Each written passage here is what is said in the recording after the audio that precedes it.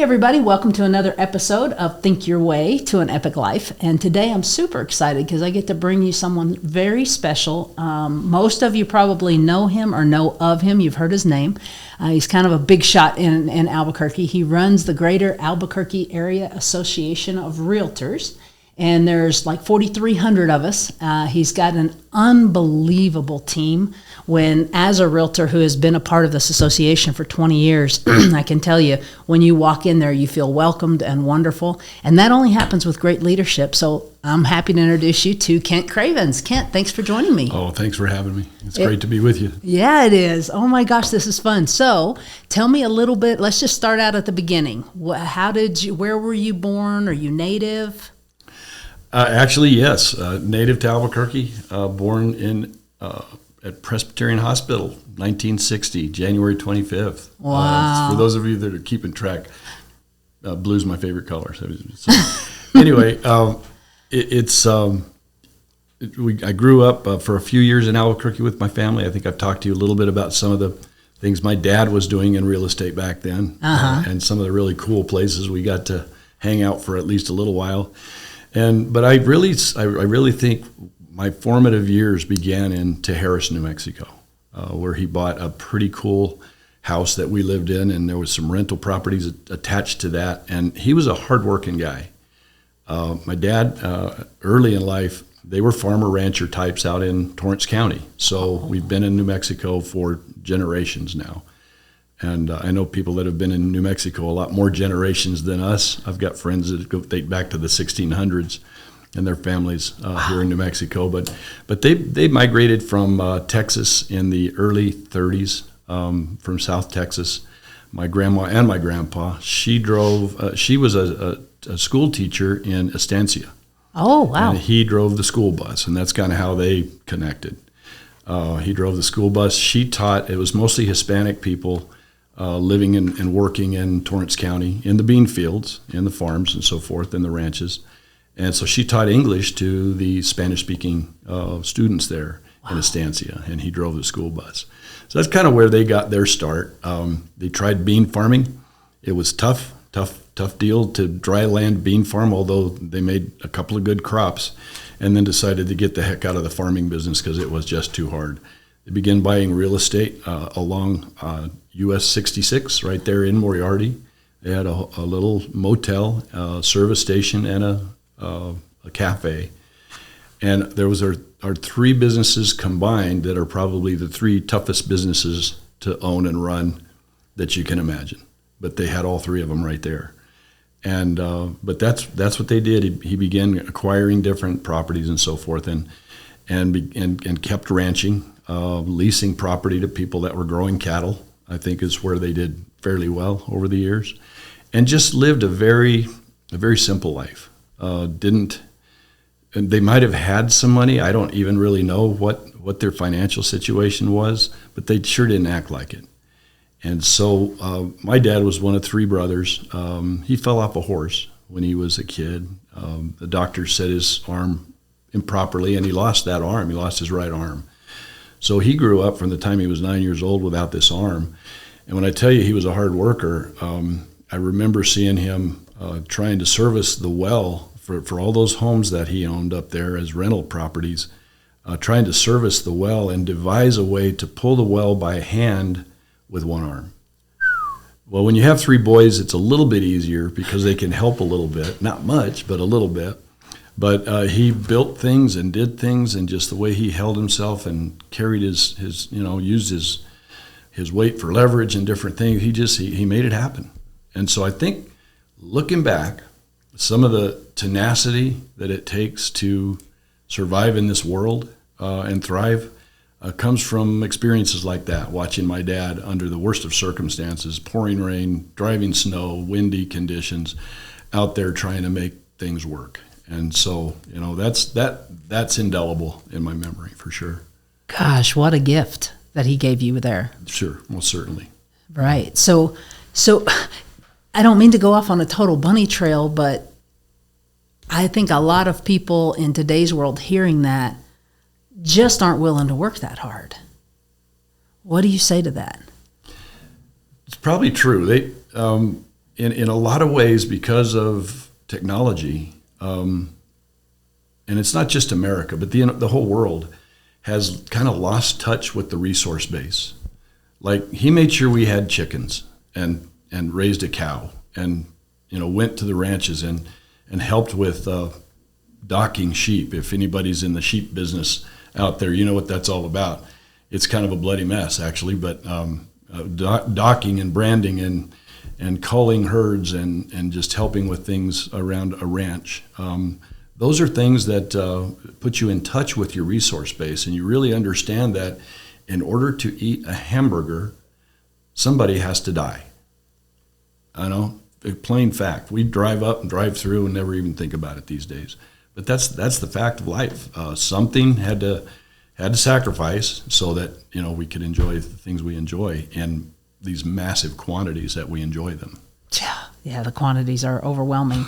I mean, if your grandfather could come back and see the life that you're living right now, what would he think? It's darn sure different than he would have. Even if he had the money, his demeanor was very simple, and it's not like what the way we live is really nice. I have a wonderful job. They take super good care of me, and I try to reciprocate in kind, with the leadership and the strategizing and things like that.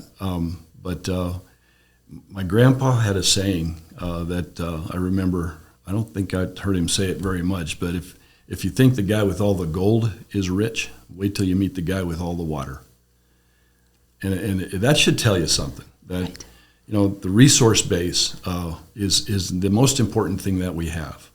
Gold and shiny things and really doesn't matter unless you have a handle on your resource base and how you live and how society puts itself together. Right. Okay, so we've got your kind of some of your childhood. Where did you go to school? So my earliest recollections of school are at Roosevelt A. Montoya. Okay. I got there in third grade. I was first and second grade. We lived in Albuquerque, actually. My dad moved us to Tejeras, to that little complex where he had those 4 rental houses and a pretty large, beautiful old vintage home that still stands today right there on South 14 as you're going down towards the cement plant. It's on the left-hand side. There's a circle drive. You can't miss it. You turn left on a road called Criswell Drive. So we lived in that house, and it was really cool. It was across. The school was a quarter mile away. We could walk to school every day, and did. And I was probably one of a handful of blonde-headed kids when I had hair. It was blonde. At A. Montoya in third grade, fourth grade, all the way up to ninth grade when I went to NMMI in Roswell for a couple of years. My father sadly passed when I was 12. He passed in 1972, and so we grew up. My brothers and I without a dad. My 2 brothers, Paul and Dan, grew up without a dad, and so I look back and there's a lot of disadvantages to growing up without a home where parents are together and you have a father and a mother to rely on. There's just certain things you miss. Sure. Unless you pick them up from other places, it's easy to get sidetracked. So did you pick them up from other places? A few things. You develop bad habits no matter kind of where you are. Even if you have the best of parents, you're going to develop some bad habits along the way. Sure. And the sooner you realize it and get away from them, the better off you're going to be. But we had to figure stuff out because we watched our dad, and that's all he could do is figure stuff out. And so my brothers and I just learned somehow to figure things out. Now, our oldest brother, Paul, he's very intelligent. And in terms of figuring things out, he figures out things like microwave energy. He's an electrical engineer by trade and by education. He also got an MBA to begin to understand the business side of everything. And so he blends those 2 skills in a very good job, and it's a perfect job for him. And he works out on base for a private company at this point and does electrical engineering for them. But he's the smart one in the family. Dan is very resourceful. I've never met a guy who could leave the house with a rock that he picked up out of the front yard and come home with a diamond ring. I mean, he would trade all day long and come home with something fabulous. And he does that even today. Yes, he does. It's remarkable. And so, and I think the things that I picked up was just the team building, how to put people together that work together. And, thankfully that's been a helpful skill for me along the way. No doubt. No doubt. Okay. So you got through school, and then what was your work life like? Where did that start? Oh gosh, washing dishes at First Cafeteria, being a busboy at the Barn Dinner Theater. For those of you that remember Barn Dinner Theater up in Cedar Crest, I did a lot of jobs. One of my favorite jobs was I was on the line crew. They call this line boys at Alameda Airport, which was where Cottonwood Mall is now. There used to be an airport there. And so I serviced airplanes, fueled them up, towed them around the yard, put them back in their hangars.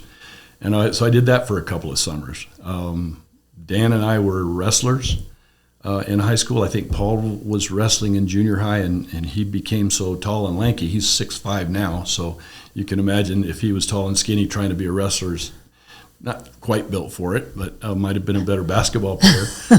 But so that was kind of growing up in there in those years, being wrestlers in the junior high team, and then going on to high school. Dan and I both went to NMMI in '74, just a couple years after our dad died, and our mom was needing us to probably give her some space, I think. At that point, raising 3 kids those days was a pretty tough deal, I'm sure. So we both went to NMMI in Roswell, not because we were bad kids. We had our days, we had our moments where we'd sow our oats or whatever, but just because I think she needed us to be down there, and she needed kind of her space to figure stuff out. So Dan went down there and I went down there, and we both ended up doing pretty well. Trials and tribs along the way, but we both ended up doing pretty well at NMMI. He ended up addressing the entire graduating class with the baccalaureate at graduation. And so Dan always had it in him to be a great leader, and he's become that in his life in so many ways. So real proud of him. Paul's just smart, and he's faithful, and his faith in the Lord got him through some pretty serious times in his life. So Paul's attributes are his intelligence, and of course Dan, and then me with just administrative kind of maybe expertise.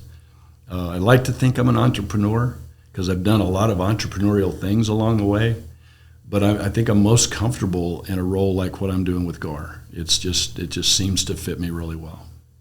Well, I was going to get to that because it does seem like you've been very much an entrepreneur up to the point we can't skip over the fact that you were a senator. So how did that happen? Okay. Did you grow up thinking, I'm going to be a senator? Not really. I dated a girl in high school that I ended up marrying in 1981. We were 21 when we got married. So we've been married over 41 years.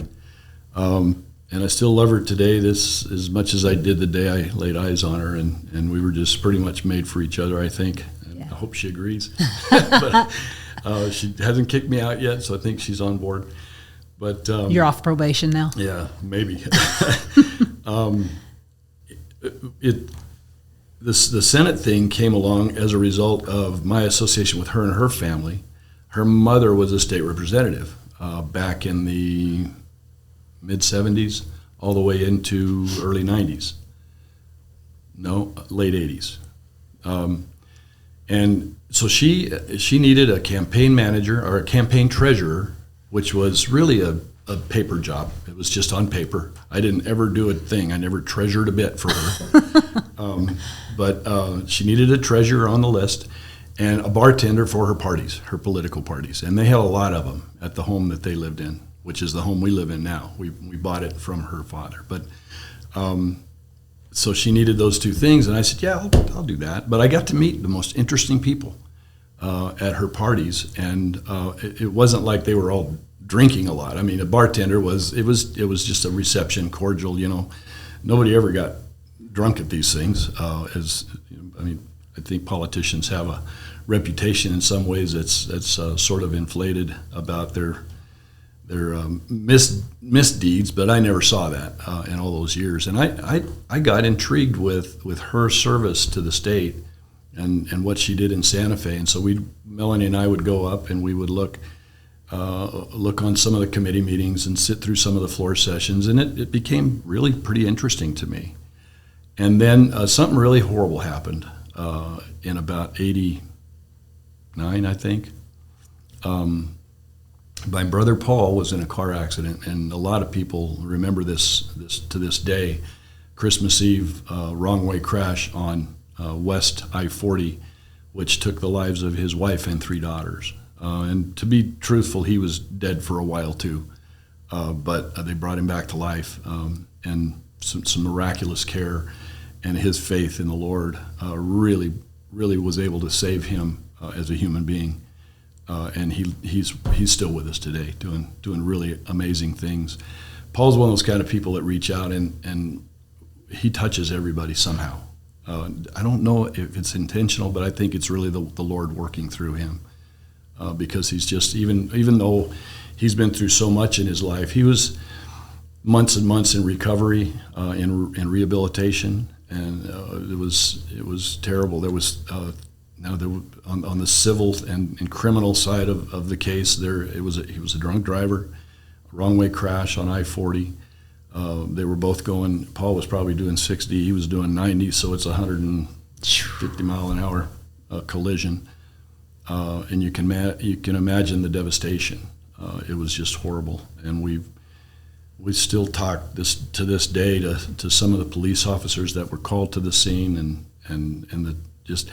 But out of that, the community got really involved in what are we going to do about DWI, because New Mexicans were losing probably 400 people a year back then to DWI crashes. And after that, my wife Melanie and I thought, we can't deal with this. This has got to change. And so we put together a couple of foot races, like marathon kind of things, half marathon, 10K, 5K, a 1 mile fun run kind of thing. So we would do this. We did it for 3 or 4 years. It was called Changing DWI, Driving with Intelligence. And it was sort of a moniker that we put on it. But it was a lot of fun to put it together, but it made a point that, something has to be done. Well, the first one we did ended up being the largest inaugural run like that in our state's history. We had several hundred people sign up for that thing, and it's nothing like the zoo run today, where you've got 7,000 or 8,000 people showing up. We had probably 600 or 800 people, but for that time, it was a large event because organized running was not as popular nearly as it is right now. So we put that together. We hired the guy to do the race course, and it was all official. They gave them the elite runners their official times. And we got really involved in doing that. And along about that same time, the Senate seat in my district where I was living opened up. The senator that was there decided to run for the U.S. Senate, a guy named Bill Davis. And so there was this open seat. He wasn't going to run again. So I put my name in the hat, and there was 5 others that did, and because we knew that we could make a difference. And Kara, I've got to tell you that, in all honesty, it was a calling. There was something in me that said, okay, these people, you've met these folks, kind of how things work. What do you think? Do you want to dive in and do something worthwhile? And Melanie and I said, yeah, we do. We really do want to do something worthwhile. Her mom didn't feel the same way. She said, Kent, she'd called me. You need to be in my office. You come and you talk to me, and let's talk about this whole Senate thing. And so I went and talked to her, and she said, it's a horrible place at night. She said, there's lots of weird things that go on up there. There's some shady people up there that are trying to get to you. So you got to be aware of that stuff, and it's going to tear your marriage apart. And so Melanie came to talk to us about it too, and she said, "Mom, we're in. It's not about any of that. It's about what is the right thing to do." So God was putting together a team to do something about this problem. So, and I don't want to take too much more time with this, but from the time we got started until 12 years later, we had passed some legislation that became nationally known as a good course to reduce DWI. Had a lot to do with the ignition interlocks that are used today as a mandatory addition to somebody's life if they are prone to drive drunk or caught driving drunk. It's now mandatory, which was the tough part, was to make it mandatory 1 year ignition interlock. And it was a behavior modification tool is the way I looked at it.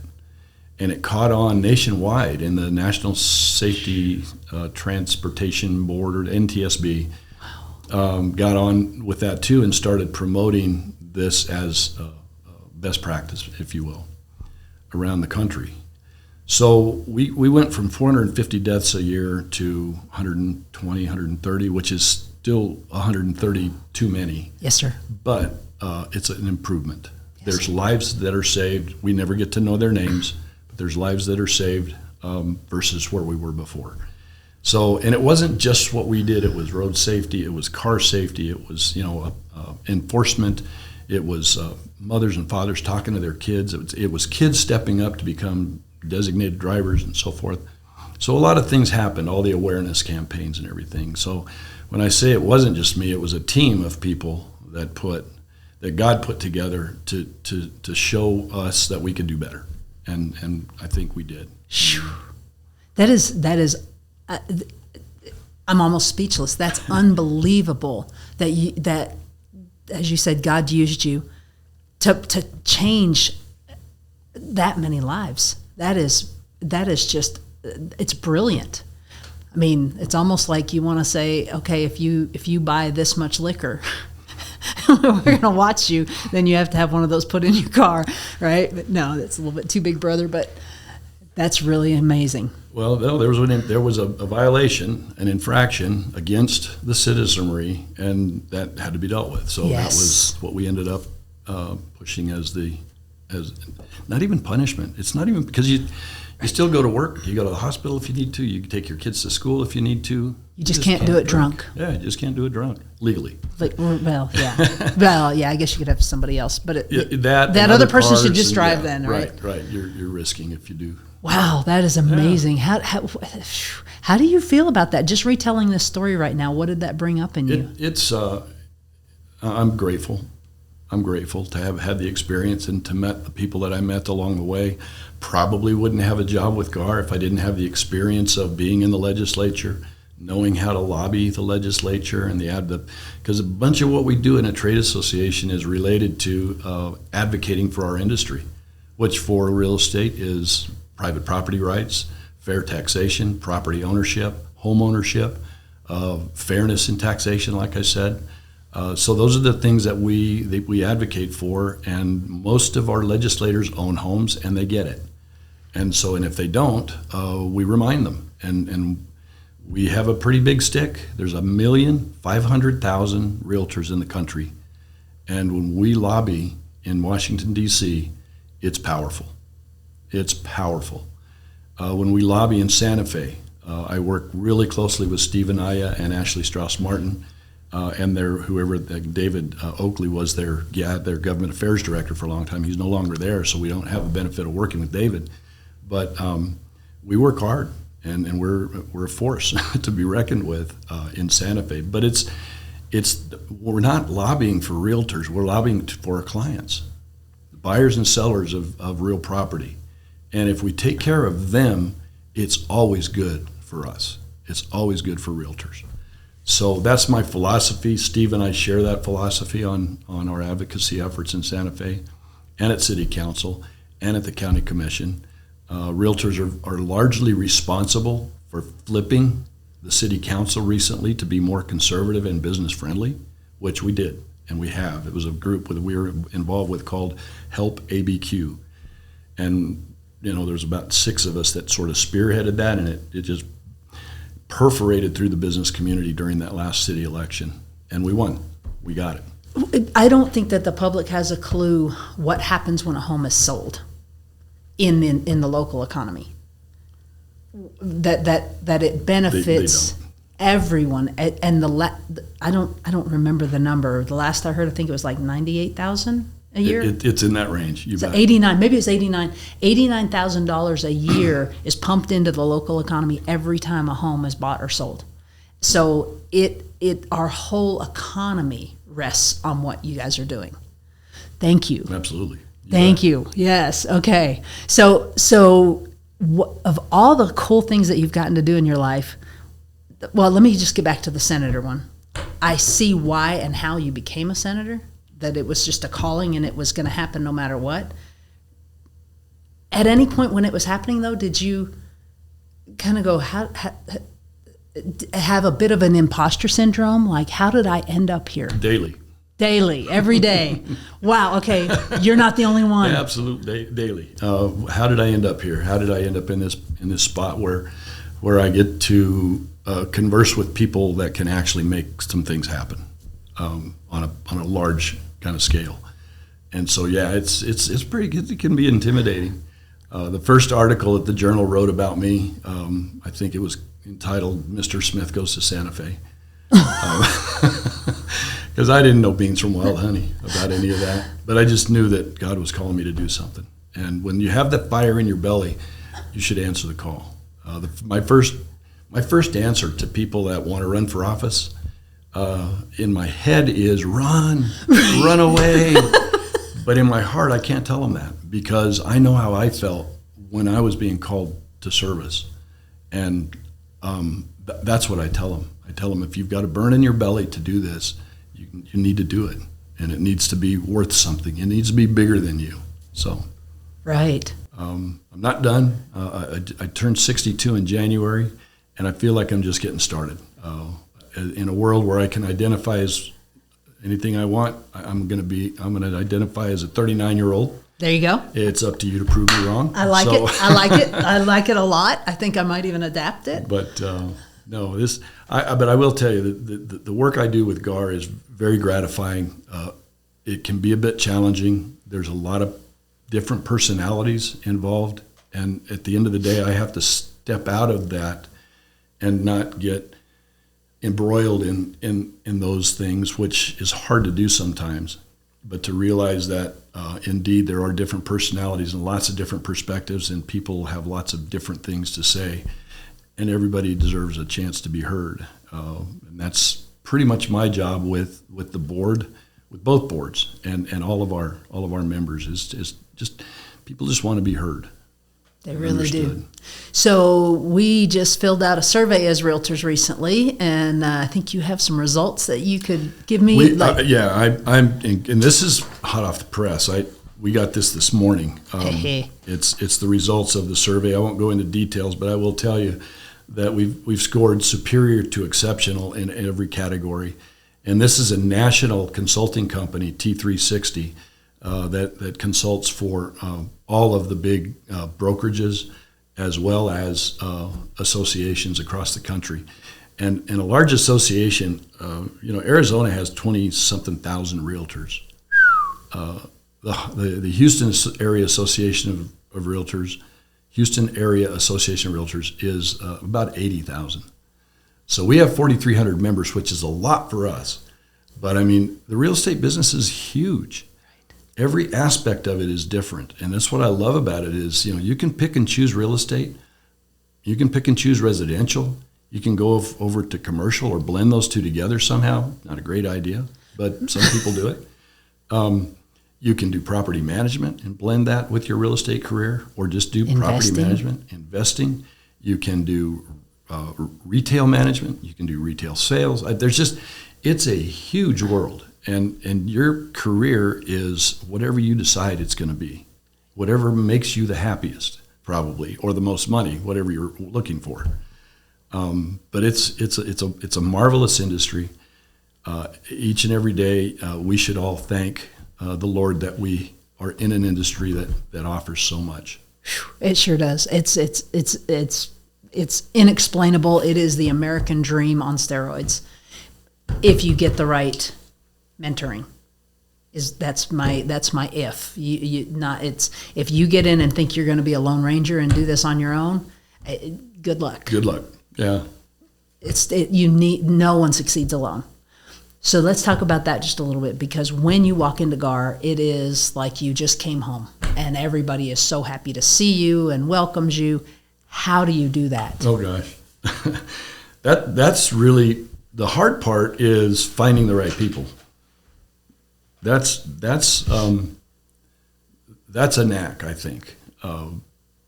And it's not just me. I mean, I've got people that really help us with that. I've got people that search for talent for us, that have been very, very good.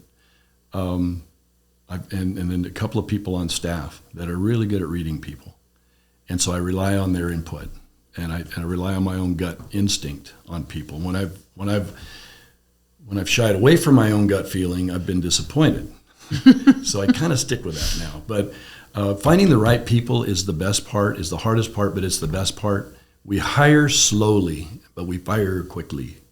And if you're not a good team player, if you're not a good fit, you're just not going to last. And it's not me that makes the decision. It's you as the employee that are going to decide whether you're a good fit for GAR or not. And if you're always struggling with people, if you're always having trouble, if every day's a fight, you're not a good fit. Yeah, you don't fit into that crowd. You should go find the job that you really like, because you're not happy here. And I don't think I've really fired anybody at GAR. Well, I did. I fired a couple of them. I didn't really fire them. I just asked them, "Are you happy here? Is this the place for you?" And if they answer honestly, they would tell me no, and I'd say, "Well, we need to separate then." But a lot of them just quit because they can't take the pressure of the team that we have. There's a lot of pressure from our team, not negative pressure. It's positive. It's growth pressure. It's pressure for you to grow, to come in and flourish in our environment. And so that's the cool part, is getting to that point. But there's two things that I tell people, everybody that works at GAR, and I harp on this all the time. When a realtor calls GAR, they're going through two things at that moment. Only two. There's only two things that realtors go through when they call us. They're either across the table from an irate client and they need an answer right now, or they're standing outside a house, it's pouring rain, and the lockbox won't work. They need help, right? So there's a sense of urgency associated with each and every call that we get. And in your mind, I want you to think of those two people when you answer the phone, and just know that they need you. They're calling for a reason. They're not just going to call and say hi. Well, and if you do it, we appreciate it. Typically not. So. Oh, that's really good. So empathy for other people. Very simple. I mean, you train that into them, as just to really think about the person on the other end of the phone and what they're going through, and that you have the ability to help them. That's a pretty good feeling.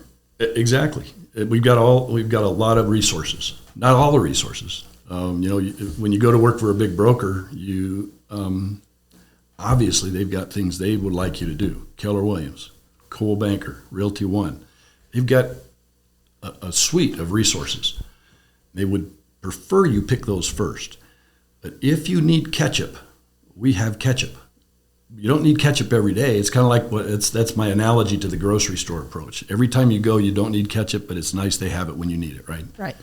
So we have things at GAR that will help a lot of realtors, especially if you're a small shop, you have one or two people, calling us. We've got a lot of resources that can be very, very helpful. A lot of them are free. Most of them are free or included with your membership.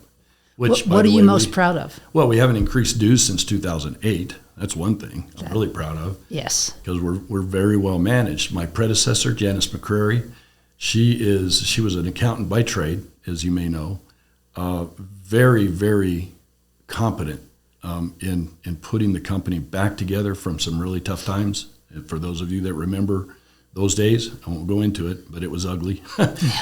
She put it back together and got systems running. I mentioned ISO, and that's why I've been thriving in this environment, is because there's systems. So it's kind of like coaching. Yeah. Aha. I had to get that in.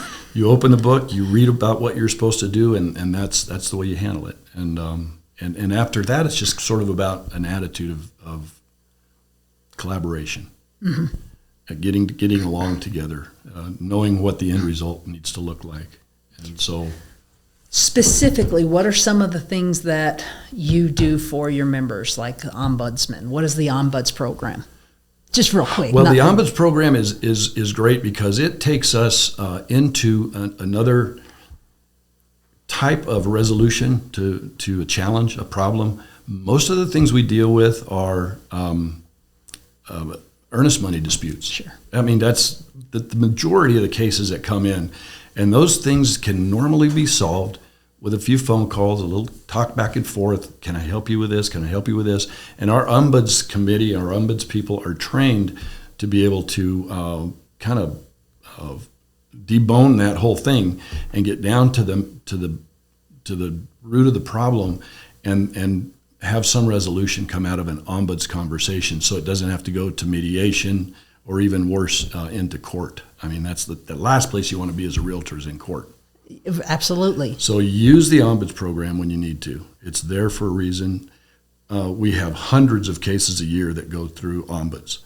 We only have about 2 or 3 a quarter, or maybe 2 or 3 every 6 months that'll go into an actual hearing and mediation, any kind of hearing like that. Very few actual ethics violations that we hear, very few. Most of those are resolved outside as well. But sometimes we have people that don't do the right thing. And if, a lot of times it's just an accident. They didn't know. And so, it's a training moment for their QB. And most of the times that's where it stops. But sometimes they're just not doing the right thing. And so they're gently reminded through a little fine and a slap on the hand, maybe some more time in class without credit. And they get the message. You have to follow the rules. And that's why they're there. We all have to follow those rules. That's the golden rule pretty much, I guess. It is. So what was one of the best pieces of advice you've ever received in your lifetime? Oh, my coach, Sam Citabacca, who was our wrestling coach at Monzano. And he was kind of a short guy, but he was feisty, just a real feisty guy. He used to take us up the La Luz trail. We ended up coming from behind our senior year to win the state championship down in Carlsbad when Carlsbad was supposed to absolutely sweep it. Because things worked out the way they worked out, we beat them by like a hair. But we won. How exciting. We won the title. But back up to the city tournament, before the state tournament, I lost like in the second round, and I was devastated. And little Sam, he used to come up to me and look up at me because I was a 6-foot kid in high school myself, but he would push his glasses up on his nose. He goes, "Cravens, don't ever forget." I was crying. "Don't ever forget," he says. "The sun will come up tomorrow, and you will have another shot." And sure enough, the sun came up. We went to state, and I didn't take my division. I placed, I think, third in state that year, but our team won. And but the sun will come up tomorrow. Don't think that this is the last of it. You have a chance. If you screwed it up today, you have a chance tomorrow to make it right. I love that. If you got it right today, let's improve on that tomorrow. Yeah, it sounds like really good advice. I'm glad you had him in your life. Yeah, I am too. What's your favorite book?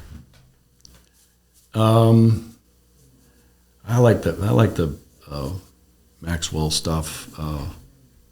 The things that you read on positive mental attitude, staying positive, those types of books. I don't have a favorite book. The favorite pastime reading that I did lately was a book called Blood and Thunder. It was about Kit Carson and all of New Mexico, from his birth to the Western expansion, all the presidents he worked with, all the Indian chiefs that he collaborated with. It wasn't always pretty. Kit Carson goes down in history on both sides of the ledger. Sure. But that's a pretty good read if you want a real meaty New Mexico kind of history book. Okay. But the positive things about life and the way you view life, and And the other thing I take away from some of that is, like golfers, the successful golfers absolutely forget the last shot before they go to the next one. They don't remember what happened. They're just focused on what they need to do right now, because you can't change that. And that's been big for me too, is being able to sort of now when it comes to the personal stuff, when people get personal, it's a little harder maybe. And that hurts for a little bit longer. Mm-hmm. But overall, if you can forget that last shot, maybe something didn't go quite right on the last transaction, let's fix that on the next one. But it's no reason to quit. There you go. I love it. I love it. Any last words of wisdom for anybody who is maybe really struggling right now and wants a better life? Where do they start? I would say surround yourself with people that you want to be like. Find friends, find people that are in life where you want to be, and you can get there. It's great advice. Thank you so much for coming, Kent. You betcha. Thank you. Appreciate it.